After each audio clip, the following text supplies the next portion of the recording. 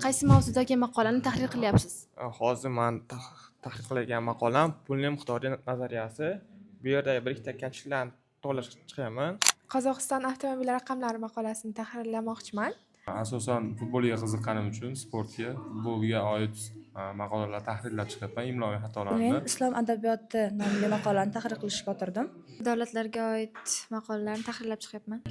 Men hali novichokman, o'shaning uchun hali tahrirlaganim yo'q. Endi o'zim haqimdagi ma'lumotlarni qo'shib, akkaunt ochib, endi o'rganishni boshladim. O'zim matematikaga qiziqaman, matematikaga doir ko'plab maqolalar hozir tahrir qilmoqdaman. Hozirda bank sohasidagi maqolani tahrir qilyapman. Aloqa bank mavzusidagini. Onexiya, ya'ni tibbiyotga doir maqolalar tahrir qilyapman.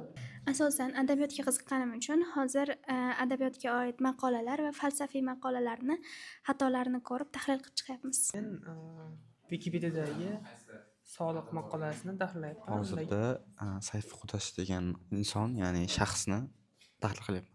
Silitsitlar haqida O'zbekiston Milliy ensiklopediyasida bor maqolalarni tahrir qilyapman.